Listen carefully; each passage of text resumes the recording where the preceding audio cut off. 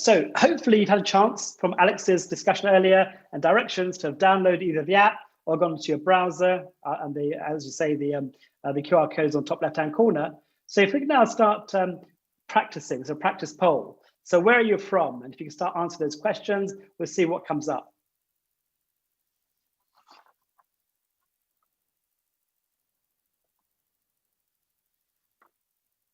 So here, well done. So we've got a great response there already.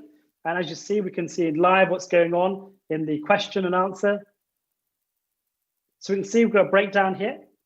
Most people from Europe, with some from Australia, some from North America, and some from South America. So that's great. That's a great result from the poll. And as you see, it's dynamic. It moves as more and more people get involved in that conversation. Okay, if we go to the next one. Okay, one more practice session. It's this one. This is more, that was one click, like a multiple choice question, but here is more about adding text. So if you can add text from this, that'd be great. And I'm seeing from the chat, we've got people from Mexico and places also joining us. So thank you for joining us from that, from the chat, and thank you for interacting. So here we are, this is the text now. So you can actually put in which room you're in, and you can actually upvote yourself if you agree with somebody else. So off you go. Let's see what responses we get from that perspective.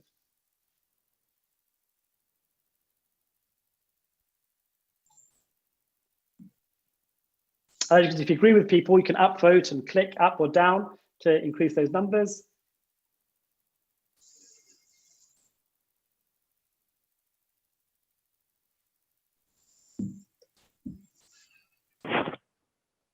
Okay, so I think we're happy with that. So I think you're getting the idea of how to interact, how to use the poll effectively, and we'll use that over the course next to 90 minutes or so. We can move on to the next slide. Thank you so much.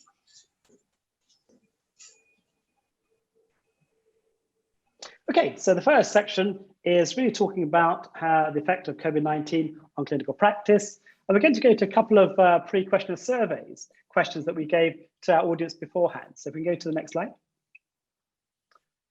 So we managed to send out a questionnaire and a survey, and a lot of the things we talk about today is based around that questionnaire. Here we are. This was the first question. How have your interactions with patient colleagues changed since before the pandemic? We looked at people at the beginning and afterwards, both with patient interactions and peer-to-peer network. What we've seen from these two graphs, quite simply, there's been a shift from mostly in-person interactions to more virtual for both patient and colleague interactions. That kind of makes sense. That sets the scene. We've all moved on from being face-to-face, from being more remote and having a mixture, a hybrid model. We've seen that people now do more and more remote networking, also network and meetings, as well as seeing their patients remotely. And that kind of makes sense to us. Of course it does. Next slide. We also asked whether they could agree with these statements. On the left-hand side, you'll see that people already had digital solutions available in the for the pandemic. Can we just get the people's audio turned off, please? Thank you so much if you could do that for us. Okay, the first part on the left-hand column was around, do you already have digital solutions before the pandemic? And the second one was, will you continue to use tools in the future? Interestingly, we found that actually about 30% of respondents did not have any digital solutions available in the clinic before the pandemic, but 75% agreed that once they've got them, they would agree to use them in the future, which makes sense. Our mindsets has changed. We're becoming more digital, become more remote, and actually this kind of corresponds to what we know already around the world in various clinical practices. So that's great to see that, and obviously confirms what we suspected. So let's go to the next slide, please. So here's the question around how has the COVID-19 pandemic changed ways of working in a clinical practice? Now I'm going to our panel now, straight away. I'm going to ask Professor Phan this question, and then Dr. Pimenta. They'll have a couple of minutes each to answer the question. Dr. Phan. Hi, everybody. So for me, COVID pandemic has been a game changer. It has motivated us or ushered us into an era of innovation and efficiency. And so for my practice in rural Texas, the key was to change many of the patient who's used to in-person practice and care, as well as tumor board, to tumor boards that's virtual, or patient care that's virtual. For the first month of the pandemic, we had to convert 50% of outpatient visit to virtual visit. And that was very difficult because most of our population in rural Texas were older and did not have internet access. It took almost 2 months for them to get socialized, to appreciate and understand that virtual care is as good as can be for cancer care in the community. So it was challenging, but I think it's here to stay, those changes. So a great work that you've done, of course, and people are changing. We're trying to get around this whole aspect of virtual care. Dr. Pimenta, that was from Texas. What about Brazil? What are your thoughts on this question? Yes, hi everyone. Here, our practice, of course, as for everyone, was changed dramatically. We had to move virtual despite not being prepared to it. We had to deal with a lot of patient anxiety and clarify information, even though not all information was available, at least at the beginning. We also had to revise our protocols and further refine our choices to avoid too immunosuppressive or chemotherapies that demand too many infusions. But on the other hand, we came to a good surprise that virtual meetings and virtual consults are possible and can even be very efficient. Thank you so much for that. And so we've seen things about digital divide, vulnerable populations, how we overcome some of the inequalities of healthcare, and virtualization may be one of the answers, of course. So challenges to go ahead. We have a next question, of course, to our other two panelists. So the next question, can you click please for me? So what is the main challenge that you face as care has become more virtual? So now we'll go to Dr. Schulze-Bergkamen for his thoughts the next couple of minutes on this. In the field of oncology, with respect to patient interaction, that hasn't changed profoundly in our institution yet. We do offer video consultations, I would say only sporadically. So consultation of cancer patients is mostly face-to-face because it's a challenge to provide digital apps, videos, and patients, I think, are still hesitant. They think quality of care might be affected. This is changing. On the other hand, if you look at peer-to-peer interaction, this has rapidly developed during the last months. So virtual meetings are daily practice now. Challenges are technical problems like internet access, as we already heard by Professor Phan. Data safety is a matter. Of course, sometimes direct interaction, let's say face-to-face discussion is missing. Thank you so much for your thoughts. So Dr. Rojas. Morning, everyone. I think this is an important question because, this is definitely uncharted territory for us. When I was in New York City, I struggled with, from the provider perspective, making sure that patients felt comfortable coming to their visits. There is some aspect of patient care that's lost with virtual visits, especially in the cancer world. And so there's definitely some subtle changes on physical exam that you may not be able to appreciate through a virtual interaction. And so we've really worked to overcome patient anxiety. Now that I'm in a program in Miami, we have patients wait in their cars until it's their turn. We enforce social distancing at the office and really try to get patients in at least for their first visit, and then facilitate follow-up visits with telemedicine. Thank you so much. And we're getting more and more people coming into the audience. Hi to Alfonso from Ecuador and Mustafa from Iraq. So lovely to meet you all as the participants. Next slide, please.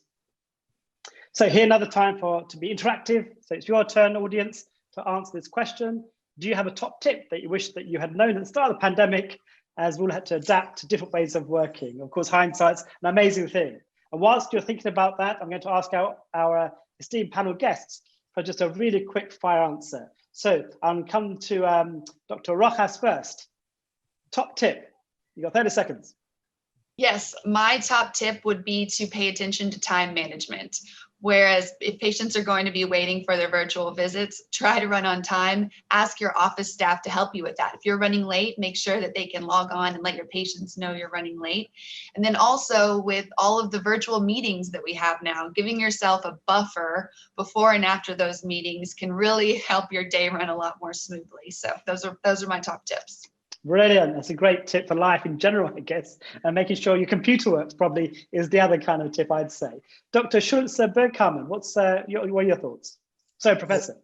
Yeah, so let's go for collaboration with colleagues from different specialities, both inside and outside your institution, to share the best practices, to optimize patient care. And that's why I'm looking forward to the meeting today to learn what is your way of working. Thank you so much. Professor Phan? So for me, the most important tip that I have or give to myself and to my colleagues is be flexible. Guidelines changes, regulation changes, how we work changes as the pandemic changes and evolve. So I think being flexible allow you to adapt to things and to be agile as guideline changes for our clinical practice. So. Love that. It's a great one, of course. Dr. Pimenta. My tip would be that the institution has to show their teams that the institution really cares for their security, and you should make sure everybody understands the security purposes behind the changes you have to implement, because team engagement is crucial to overcome this kind of challenge. And when the team feels safe, I think the patient feels safe too. Thank you so much. So safety, security, flexibility, collaboration, and time management. Actually, those are really good kind of advices for our audience. So from the poll, we can see time management is important here, virtual collaboration, preparation for virtual interaction, take a break. Absolutely. We're not superhuman. We have to take time out, etc. So that's great to see your kind of opinions from the audience. Next slide, please. So the next bit is, well, how can we help patients to engage with virtual consultations? And so we have, I think that's quite next slide, please. Thank you. Okay, so this is our next session, and I just we have some more pre-meeting survey responses, which I'll share with you. And this is one of them. This is saying, look, how did you see the following solutions to interact with the patients? On the one hand side, left-hand side is around virtual patient consultations using phone calls, video calls, email, chatbot, or chat apps such as WhatsApp, etc. On the other side is the patient monitoring apps, so remote monitoring apps, symptom checkers, or whatever. So what we can see that half the respondents use virtual patient consultations on a regular basis, which kind of makes sense. But of course, what's interesting is only 1/4 use remote patient monitoring apps on a regular basis. So as we transition to virtual care, more remote care, to able to monitor patients more remotely going forward and have the confidence of that, I think those graphs would change as the system allows us to do more and more remote care for chronic diseases, including patients, of course, with cancer. Next slide, please. So the other question we did was around this. Will virtual patient care have a positive impact on your relationship with patients? And this is a bit tricky. We're not quite sure what the outcome is going to be at the beginning. But it seems that half the respondents in this question thought that virtual care could and will or should have a positive impact on the relationship with patients. So that's interesting, isn't it? People think about face-to-face, having all the skills around being close to hand with empathy, hand touching, hand holding, and being close. But actually, maybe virtual care also offers some kind of way of having an impact on patients' lives, albeit differently, of course. So those are 2 survey questions from this part. Next part, please. Thank you. Next slide. So here we move to our first presentation. We're getting an experience of Dr. Alex Pimenta on his work in Brazil. And the title is Going Virtual in Brazil, Adapt versus Evolve. So thank you so much, Dr. Pimenta. Thank you. Thank the organizers for giving us the opportunity to share our experience here in Brazil. Next, please. Our practice is actually a network of oncology practice in private service. It's located in northeastern Brazil in the states of Bahia and Sergipe, and it's composed of 9 outpatient practices and a broad spectrum of physicians dedicated to oncology patients. Next.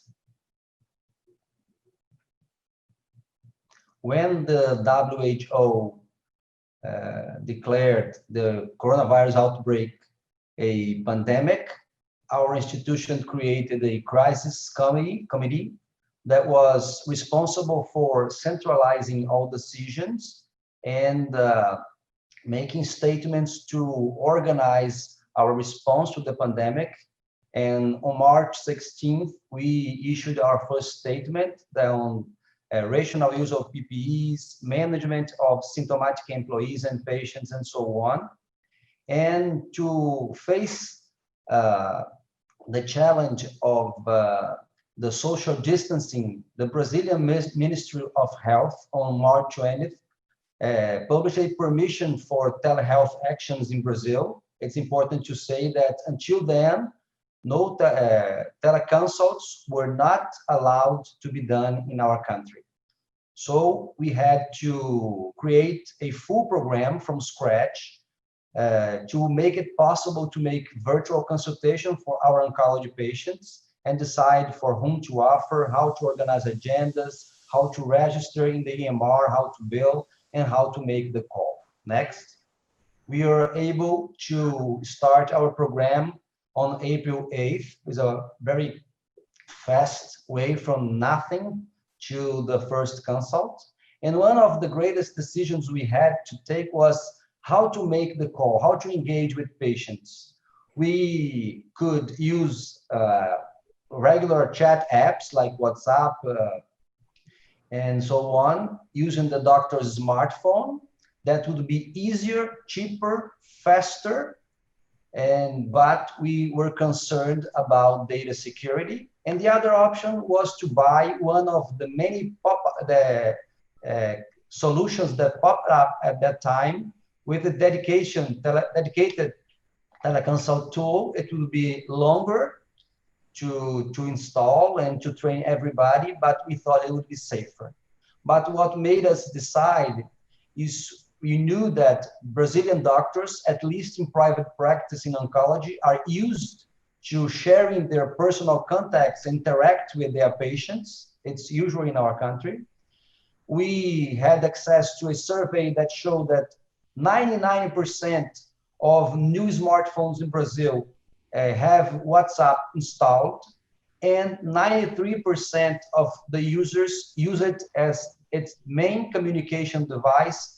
93% of them use it on a regular and daily basis. And we know that even the elderly nowadays are very familiar with such apps, especially with WhatsApp, and interact with their families even in video call. So because of this, we chose to go with the doctor's smartphone and make this adaptation in order to make the virtual consults possible. Next. So this is the way we did it in the beginning, in the regular clinical hours, with the smartphone of the doctor, just pretending the patient was there in front of you. Next. We, of course, wrote a manual with some rules. Teleconsults would be done in regular clinic hours. They should not be done from physician's home. A term of consent must be signed by the patient or at least agreed by email, replying an email. EMR notes should be started by writing it's a teleconsult, and the program was optional for doctors and also for patients. And 40 of our doctors accepted to take part in this program. It was offered at the beginning only for follow-up patients and not for first consults. We thought it was safer to do so. Next. We did a satisfaction survey with the patients. After the consult, they received a link to answer the survey, and we got a very positive evaluation of our program. We evaluated the overall teleconsult experience, the satisfaction with medical consult, satisfaction with scheduling process, and the quality of the video call. And we got most of the patients grading 4 and 5, saying that they were satisfied or extremely satisfied with the performance of the program.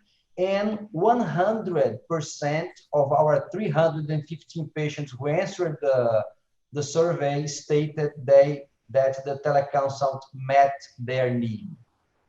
Next. We also did the satisfaction survey with the doctors who participated in the program. 33 of them answered, and most of them gave good grades for their satisfaction with the program. Next. And we asked the whole team, not only those who participated in the program, but other doctors, what were the obstacles for teleconsult in their view. And most of them stated they could answer more than one question, but most of them, the most prevalent response was low coverage by health insurance companies. Some of them said that teleconsults are not appropriate in their specialty, but only a few stated that technology problems is a problem for them to engage in teleconsults. Next. We had the opportunity to publish our experience, not only with virtual consults, but also with the committee actions in the Brazilian Medical Association journal right after the beginning of the pandemic. Thank you.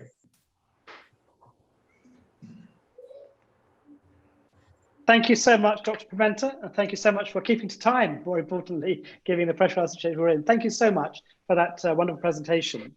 And next slide, please.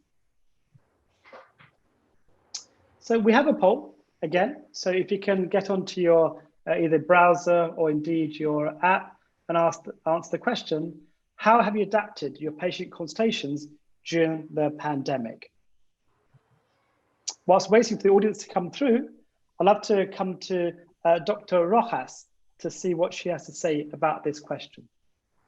Yeah, so we adapted in 2 ways. The first one was we changed how we were documenting for these telemedicine visits to a standardized template to make sure that we were still meeting all of the criteria so that we would still be able to bill. And secondly, one of the biggest losses was not having patients not being able to have their family members, for their new patient appointments. And so we now call in, we can have the patient FaceTime with them and make sure that patients feel like their family members are still involved in their care. And so that was those were the ways we adapted. Thank you for sharing your thoughts. Let's go to the poll and see what we have. So we've got, actually, it's all about video consultations, it seems.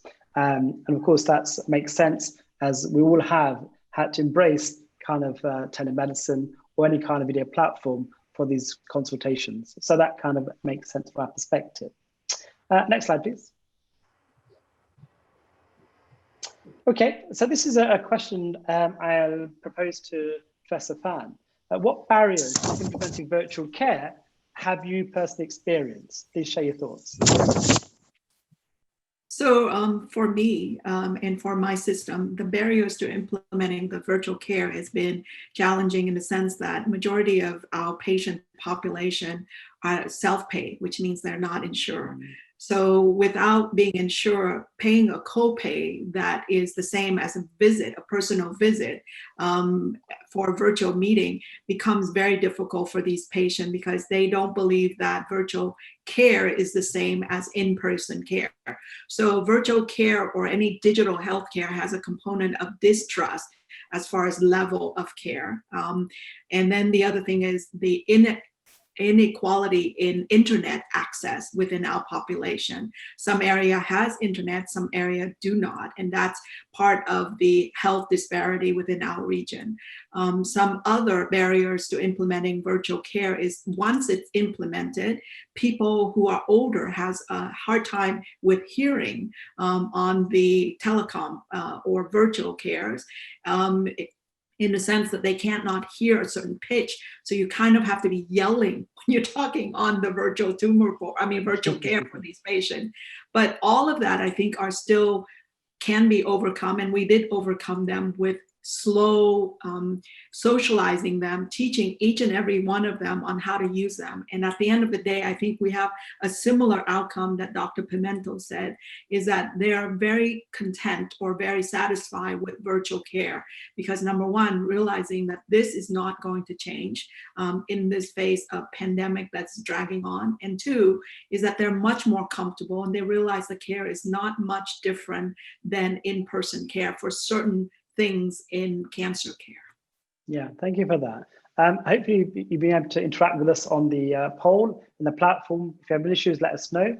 But I think all is working. One thing you might have to do is refresh your browser occasionally if you've gone to the poll to refresh the page. So that's a small tip from the tech team.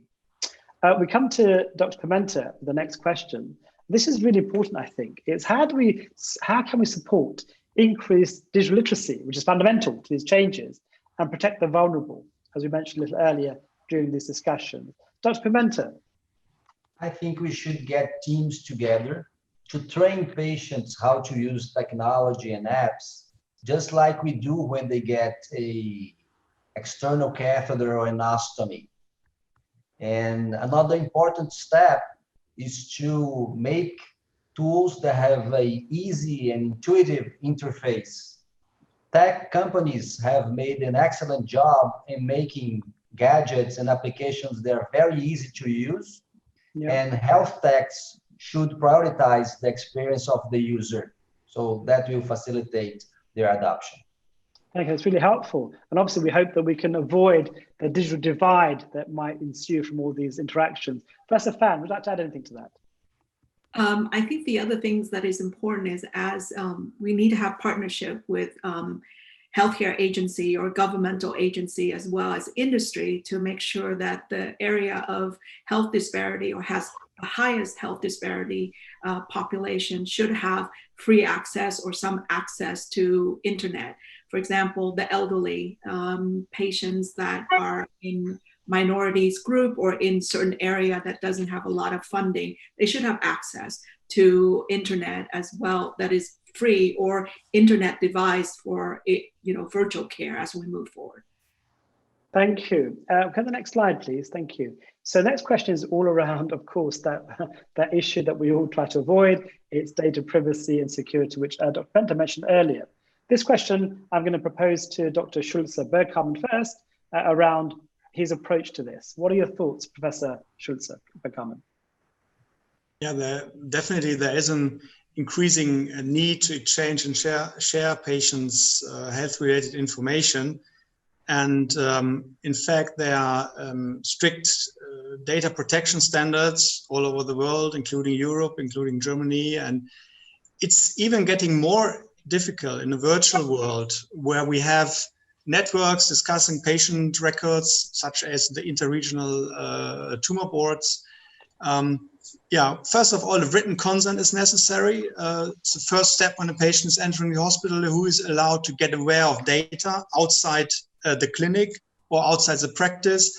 We make sure that we only use the minimal data set to treat the patients. We try to use a safe environment for virtual tumor board, for example, the Navify for cloud-based Navify system for tumor boards.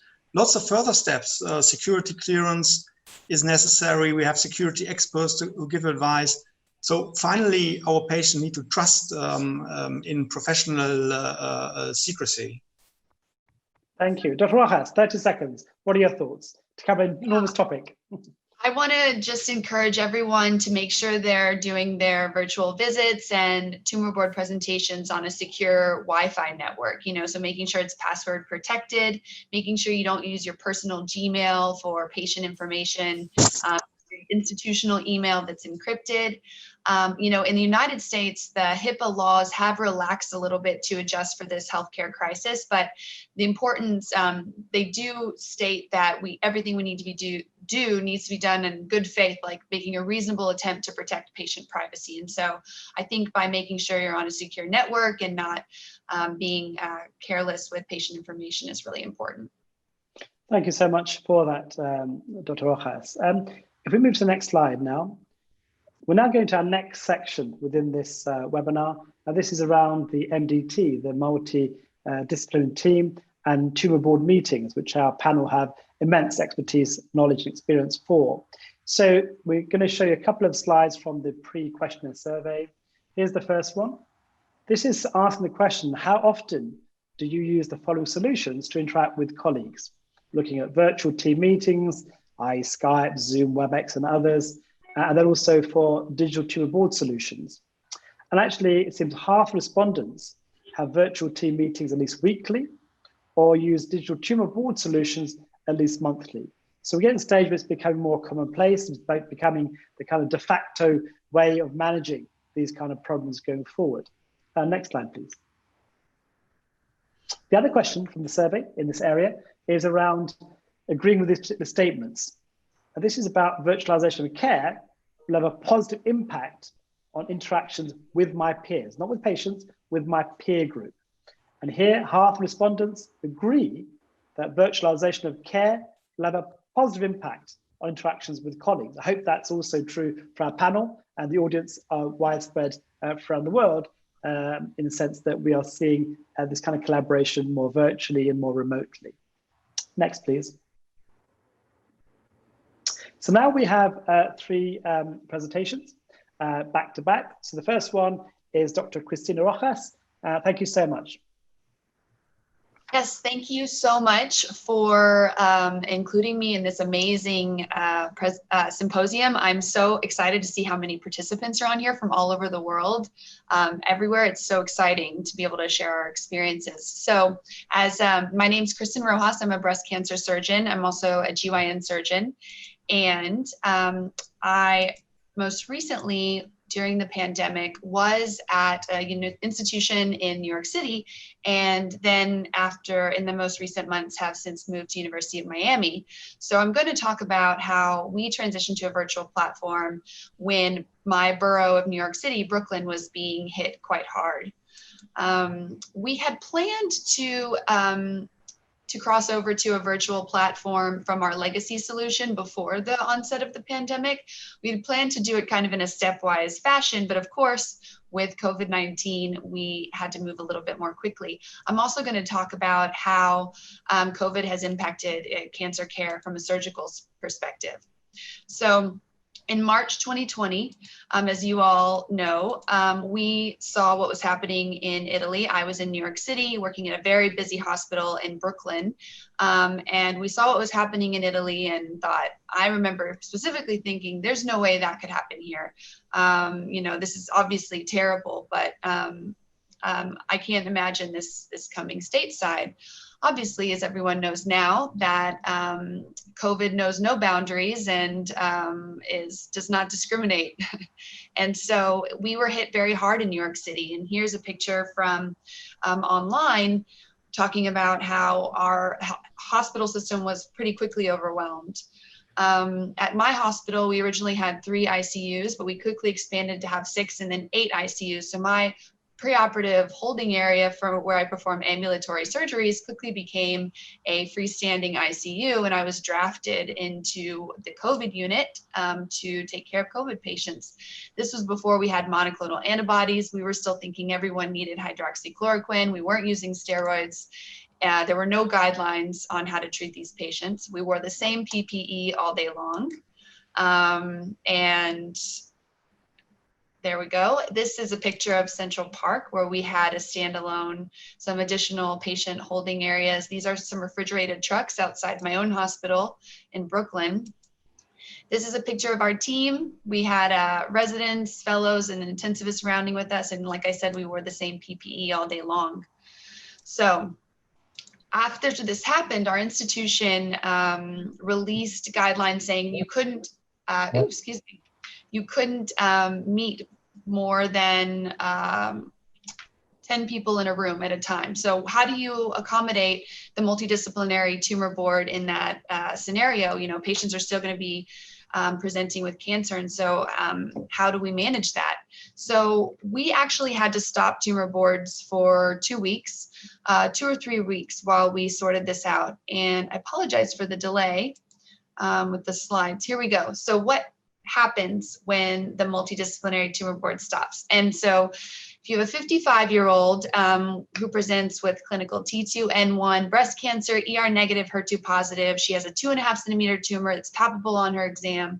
And so if me as a surgeon, being the first person that sees this patient oftentimes, if I take this patient straight to the OR and I don't consult with my medical oncology colleagues, this patient misses the opportunity to receive neoadjuvant HER2 targeted chemo. She may miss the opportunity to have breast conservation or a lumpectomy instead of a mastectomy. We may be able to downstage her axilla instead of removing all the lymph nodes under her arm. And, you know, with the Catherine trial, she may even not be able to receive TDM1 adjuvantly if I skip that step. And so without preservation of this multidisciplinary conversation, the patient's outcome really may be compromised. And so prior to virtualization, we used a PowerPoint format here shown on the left.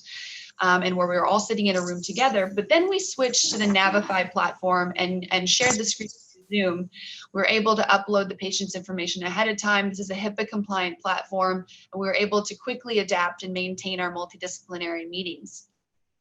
But once we got our tumor boards up and running, you know, within breast, we were the first to adopt this, and then other disease sites as well, so we can continue to take care of patients. We started to have a new comorbidity. So all of a sudden patients I'm getting them ready for surgery and it turns out that they're COVID positive. So how do we address these situations? This is basically a new past medical problem that you can have for your patients. And so we know that COVID disproportionately affects cancer patients. There's an increased risk of COVID with immunosuppression from chemotherapy. We know that there's a worse COVID outcome if a patient has a history of cancer, and a worse cancer outcome if the patient is diagnosed with a COVID-19 during her treatment.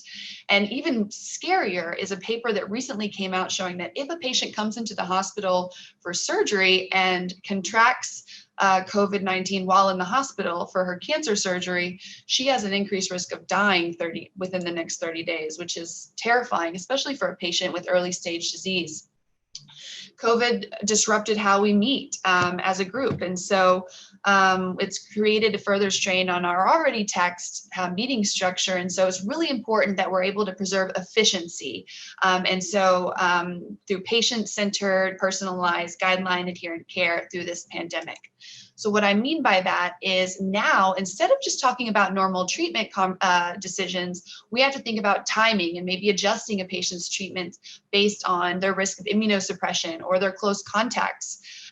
We assigned a priority to each patient. So who needs to have surgery now versus who can we put on an aromatase inhibitor and potentially wait a couple months until we're able to accommodate them. We had to preserve surgical resources, not only beds, but blood bank supplies, staff. We had to balance risks to staff like my colleagues in anesthesia. We had to continue consider alternatives to immunosuppression, and while preserving ongoing communication. So we have all of these other decisions that have to be made during the multidisciplinary meeting. So it's very important that everyone's participating, this communication is preserved, and that the conversation is efficient and not dysfunctional. One more slide, excuse me. So before these guidelines came out, you know, we were kind of doing the best we could with the information that we had. Now, thank goodness, we have the COVID-19 Consortium, which is the American College of Surgeons, the American Society of Breast Surgeons, combined to make this document, which is available online. And what I like about this is that it divides the situation into phases, you know, because what's going on in New York City or Miami now is different from what's going on in Brazil or in Germany. And so based on your available resources, how many OR beds do you have? Do you have available ventilators? What's your staffing situation like? It shows you how to triage patients, who should go now, who maybe should go later, and how we manage that.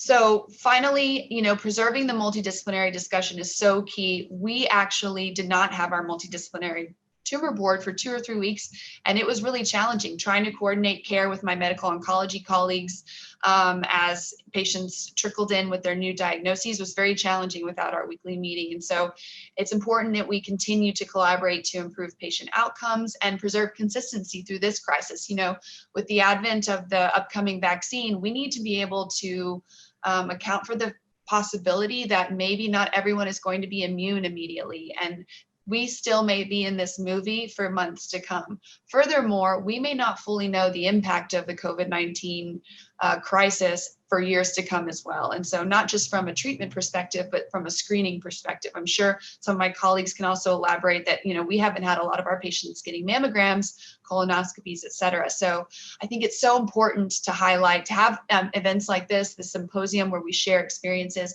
and really come up with the best ways to troubleshoot and to manage these issues as they come up. So with that, I'd like to hand it back to Dr. Ahmed, and thank you so much to the Roche organizers for including me. Thank you so much for that presentation. We now move to the second one. And this is the no-nonsense approach to switching to virtual tumor boards by Professor Phan. Can we just forward the slides, please? Thank you.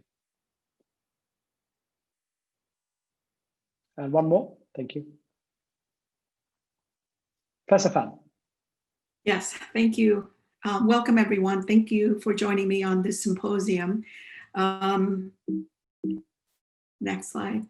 So for the next maybe 7 minutes, I want to present to you a case of rural community cancer center being transformed by virtual multidisciplinary tumor boards. These are, well, my disclosure is that I'm a medical oncologist working in Tyler, Texas, which is a rural community in East Texas. No, está bien así. Sí, señor. Can we just make sure everyone mutes their microphone, please? Thank you so much. Thank you. This slide actually summarized the digital health conversation timeline for our virtual multidisciplinary tumor boards in rural Texas. To begin with, we have 2 healthcare systems, essentially. One that has 4 tumor board providing services for 1 hospital system, and the other has 3 tumor board providing services for 7 hospital site system.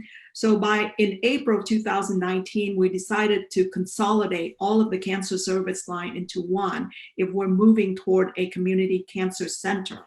By November of 2019, we consolidate all of the tumor board into one set of tumor board.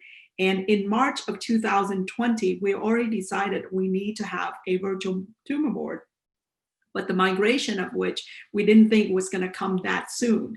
Because COVID 2019 pandemic hit Texas at the peak in April, its first peak in April, we had to migrate over to virtual tumor board within 2 weeks' time. That happened in April 2020. And then in August 2020, as part of an ongoing quality assessment and improvement, we sent out a survey to our providers and participants on the tumor board about the experience of tumor board. And I'll share you the result of that in the breakout session. What's important to see here on this slide is also the 4 steps that I think are crucial in converting to a multidisciplinary tumor board that is virtual. Step 1, establishing the foundation. Step 2 is a decision on partnerships so that you can have an easy solution or a quick solution to migrate to virtual tumor board. And step 3, you pick a date and you go for it and transform or migrate all of the tumor board to virtual tumor board. And step 4, which is the most important, is an ongoing quality assessment and improvement. Next slide. So for the step 1 for us, which is consolidation of the tumor board, this is laying down the foundation that was so crucial for the eventual migration over to virtual tumor board.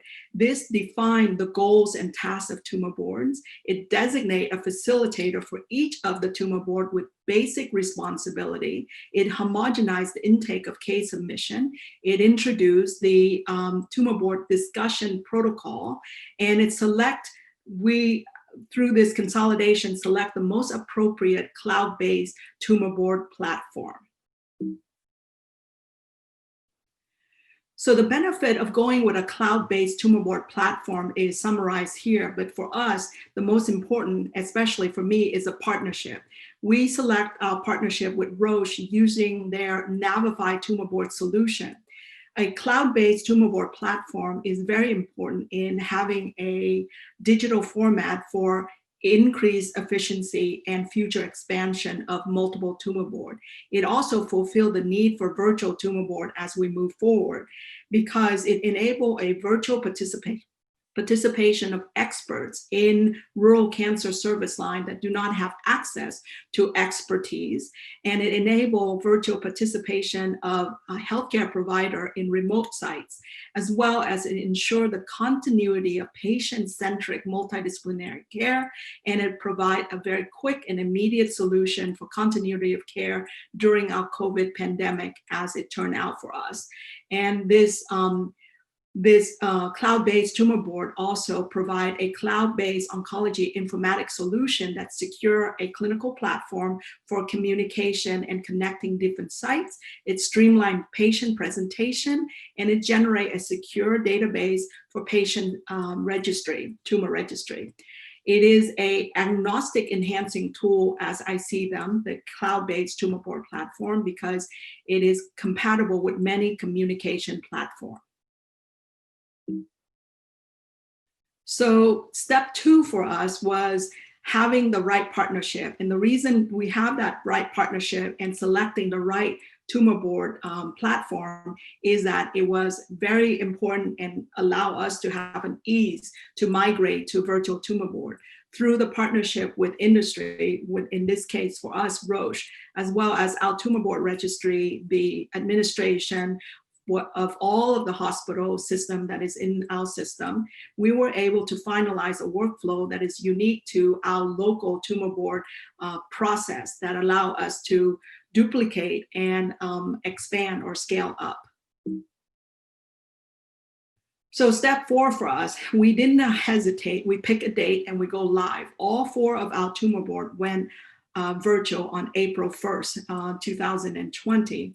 And it went without a hitch, and it went perfectly fine. And what we noticed immediately after, next slide, after the conversion over to the virtual tumor board, we see a huge difference between before cloud-based tumor board and virtual tumor board is the post-transformation. By transformation, I meant cloud-based tumor board platform usage in virtual tumor board.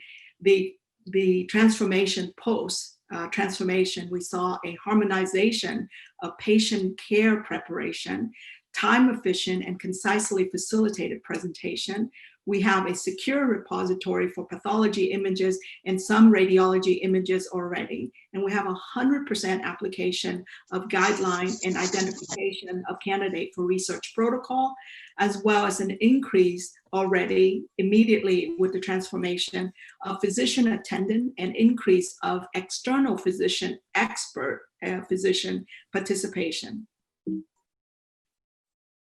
So the last step in our no-nonsense transformation over virtual tumor board is the continuing of quality assessment and improvement. We did this survey 4 months after the conversion or migration over virtual tumor board, and the result of which I will share in the breakout session with you guys a little bit.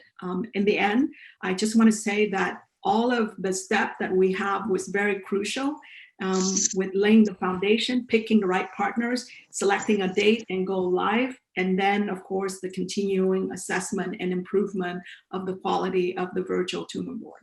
Thank you.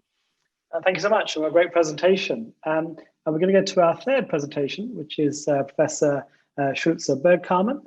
And he's going to talk to us about this molecular tumor board networks entitled Sharing is Caring. Thank you.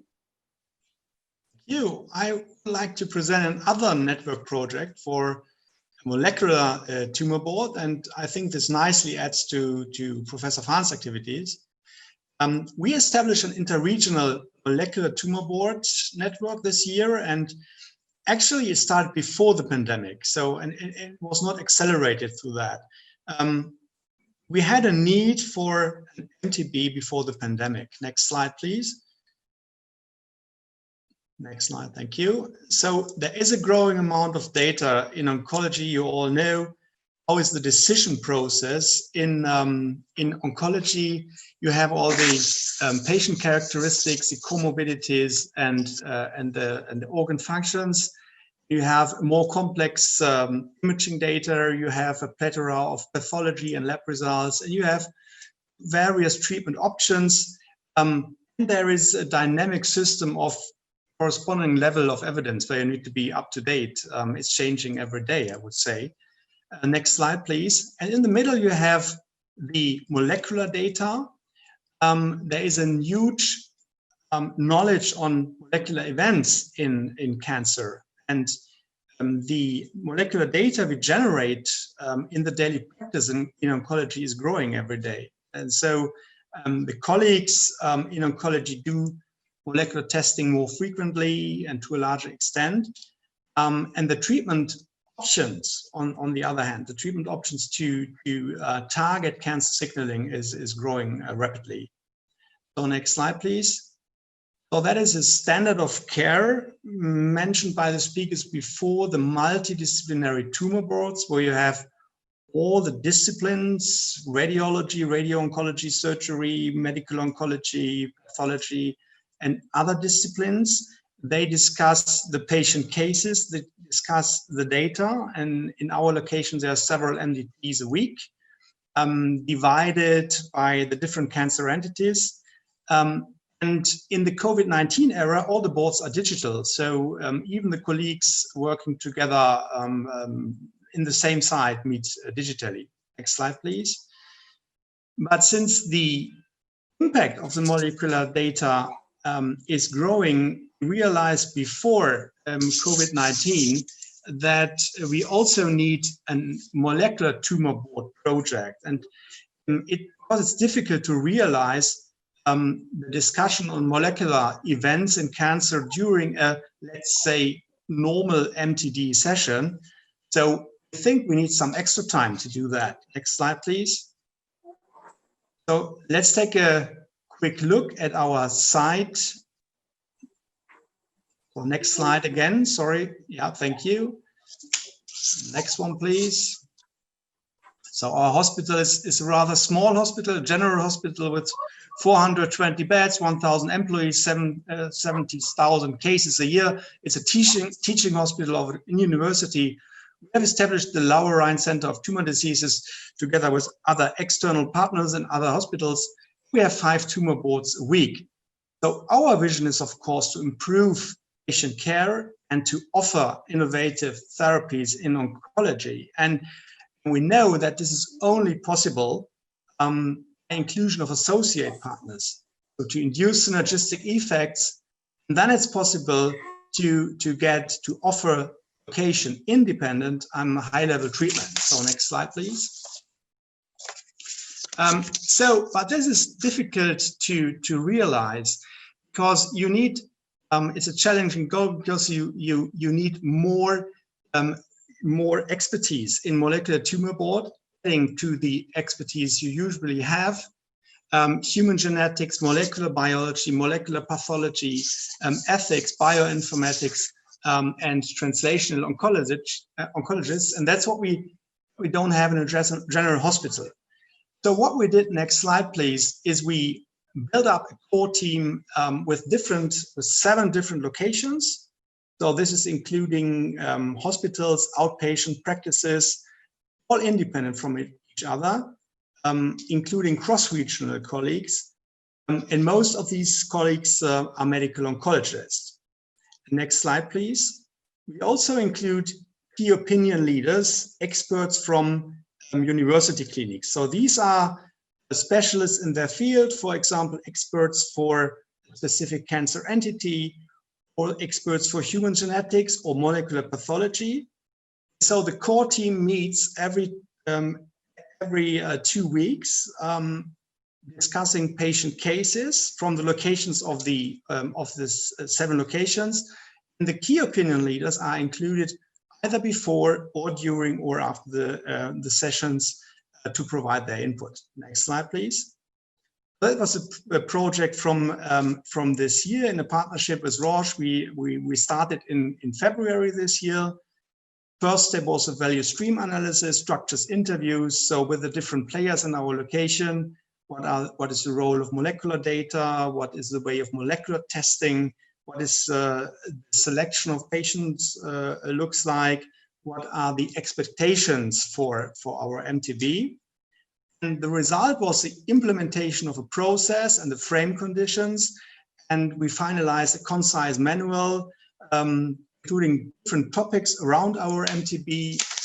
Also, we added supporting material, off-label proposals, for example, links to molecular databases, data consent sheets, and so on. Next slide, please. Important aspect, we've already heard about this, is a standardization. So how are patients presented?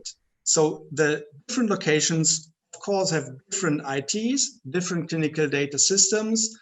And to connect with each other, we decided to use Navify, which is a cloud-based system. We defined how we present the clinical information within the software. You have also different ways of support in the software, like easy access to clinical trial databases or to publications. And for us, it's important that the process of presenting, the process of discussion of the patient case is effective. And that's where we are still working on. Next slide, please. So what we think about our project is that we definitely get support for the interpretation of molecular data. We improve our identification of personalized treatment approaches. We get more experience with molecular diagnostics and its relevance. And together with a key opinion leader, we have a lot of updating clinical trials or with further steps in precision medicine. Thank you. Thank you so much for those wonderful presentations. I've learned so much over the last 20 minutes or so, listening to our esteemed colleagues. Okay, the next bit is around the virtualization of care beyond COVID-19. We've been through 9 months of a change in our work practices and life. What about the future? What does that hold for us? Again, we asked that question in the survey. Can we go to the survey, please? Next slide.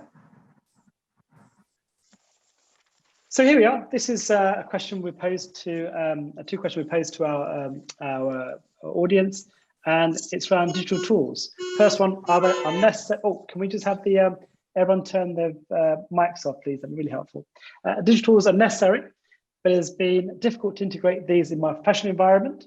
The second one was they're necessary, but allowed me to continue to do my job during the pandemic. Over half of respondents have experienced difficulties when integrating digital tools into clinical practice, and we've all shared those frustrations, of course, in clinical work. Over 75% agreed that digital tools allowed them to continue to do their job during the pandemic. So an essential tool that became so important for us to carry on working normally, but using different kind of formats. Thank you so much. Next, please. Okay, this is an interactive poll. All you have to do is, there's a line that will appear in the poll. Just click on one point of the poll, whether you think that digitals are making your job easier or harder. You get a location map that comes up, and that will point to where you are in that. So if you do that, I'll ask that question very quickly to Dr. Pimenta. Is it easier or harder, Dr. Pimenta? Very quickly. I think it makes life easier most of the times, but it's important to mention that you always have the learning time where when people have not understood the benefits of the tool and they only complain about the extra burden. But when the tools are incorporated into our routine, if the tool is meaningful, I think it helps and makes the job easier most of the time. Thank you. And you're, of course, a tech enthusiast. So, of course, you would say that, Alex. I wouldn't say anything else. What about you, Dr. Schulze-Bergkamen? What are your thoughts?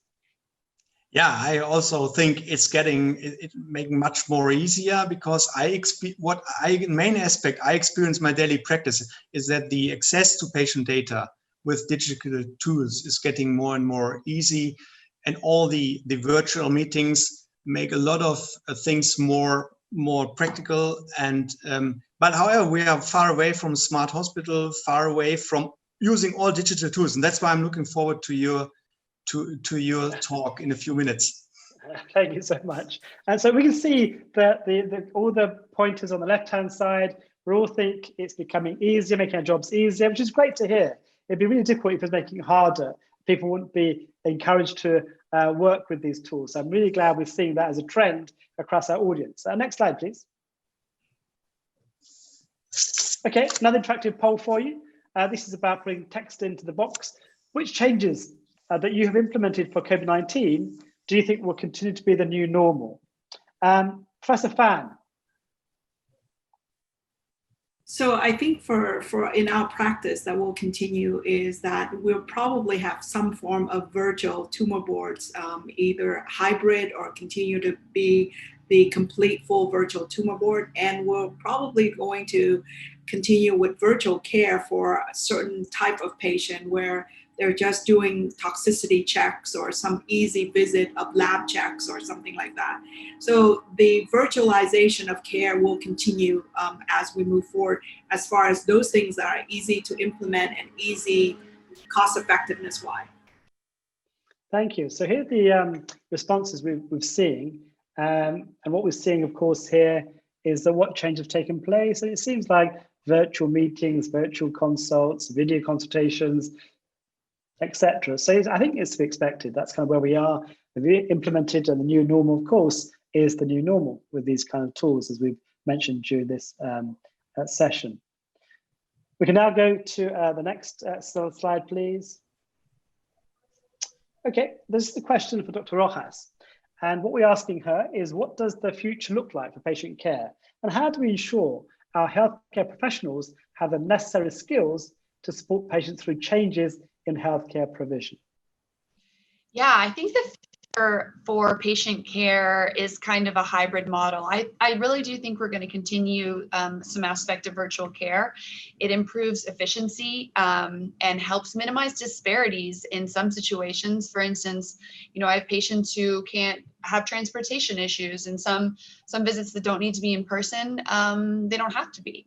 And so I think by, if anything good has come out of this pandemic, it's that it's kind of forced us to adopt some of these tools. I do think that it's very important that education and sharing our experiences and troubleshooting issues, these new issues in this uncharted territory through events like this, and also through patient education as well, is very, very important.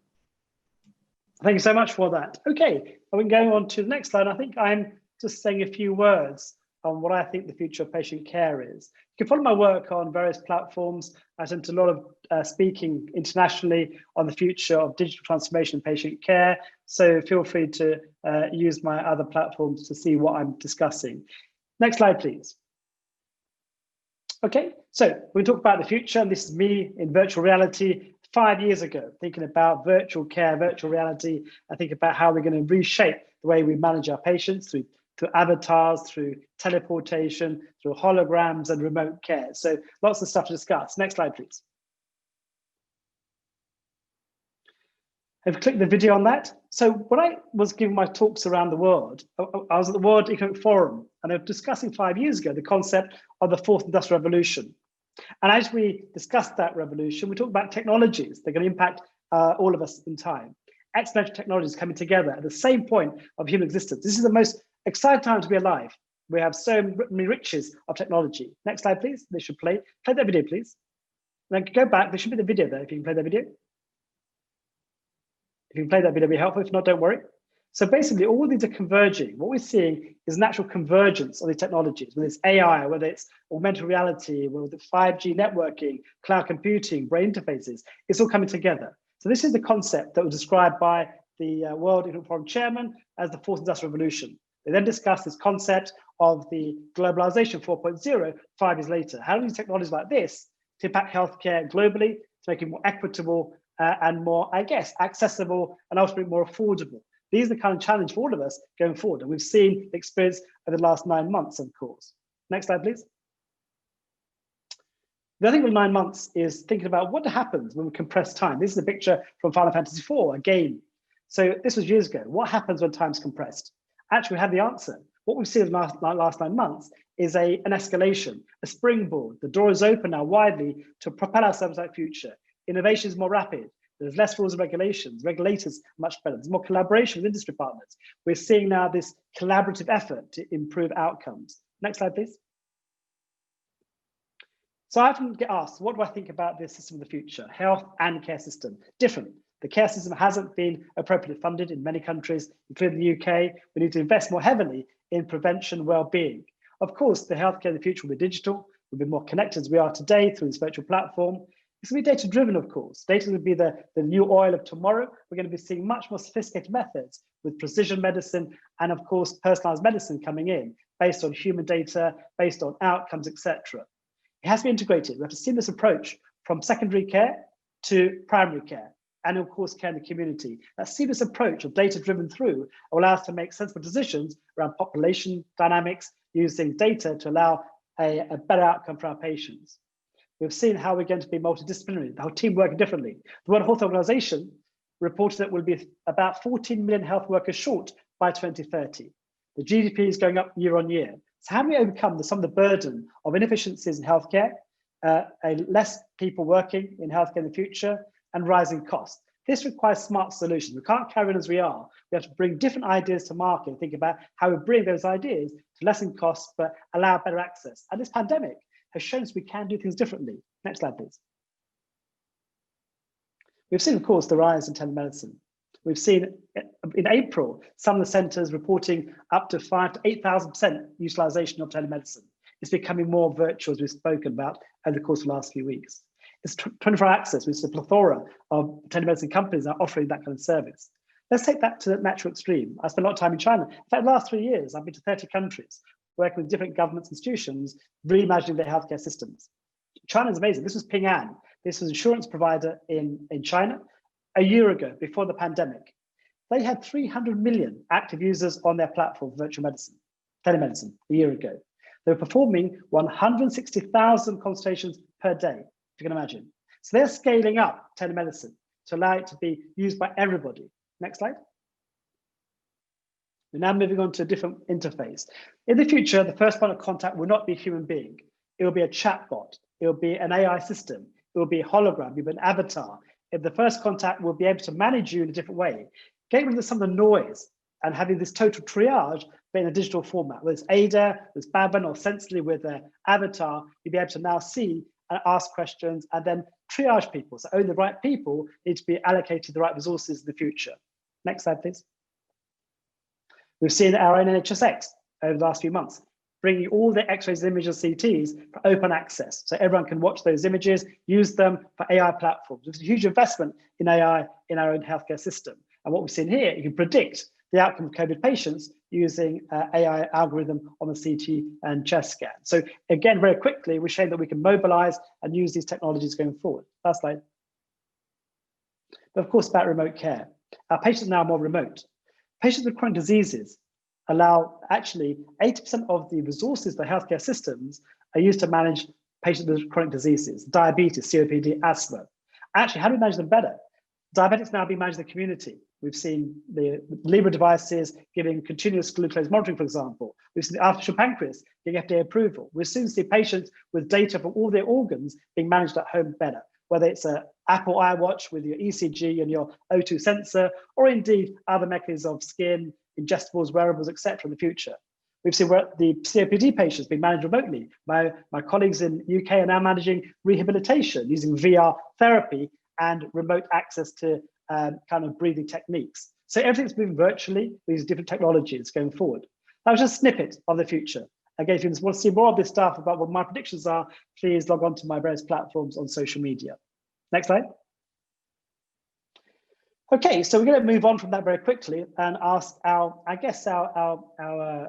final comments to our esteemed panel guests. And really, before that, I think, yes, that's right. So we're going to ask last minute, 30 seconds each, quick fire response for all of you. So Dr. Pimenta, what are your key take-home messages from this webinar today?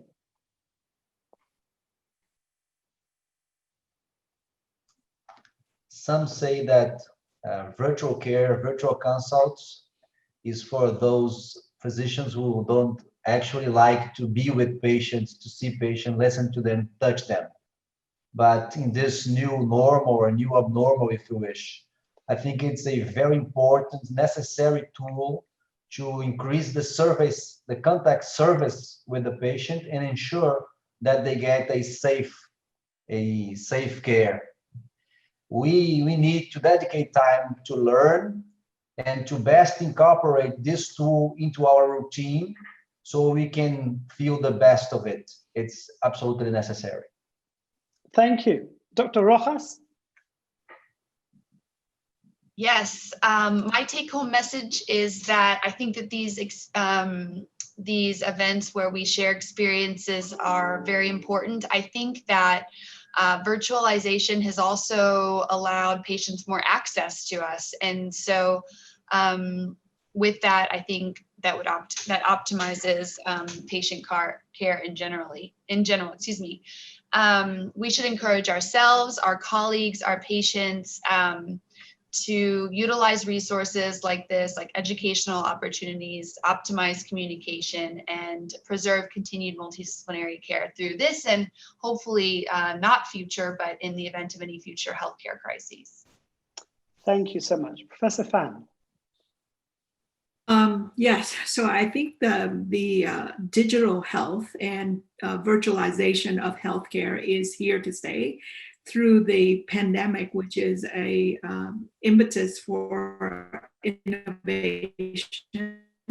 This is pushed in the forefront. So the future is here. Utilizing digital or virtualization healthcare tools will only enhance the ability for us to care and deliver care better. And so I think through exchange of experiences, like Dr. Rojas said, and through staying agile, we can actually move forward to a better healthcare system. Thank you so much. And Professor Schulze-Bergkamen. Yeah, it was an exciting meeting today. At least at my location, I would say there are many gaps between supply and demand. But today I got some clues of how patient care can be developed, especially in the interaction physician and patient. And I think there's tremendous impact of digital tools in daily practice, and we should work on it. Thank you so much. I'd like to end by thanking the team from Roche and of course the team from WPP Healthcare and Vantage for producing this wonderful webinar. And thank to all of you for joining around the world. I'll leave you with one final quote from a guy called William Gibson, who coined the term cyberspace. He also coined the term, or the definition, that the future is already here. It's just unevenly distributed. And you've seen that already from all parts of the globe. Thank you so much for joining us.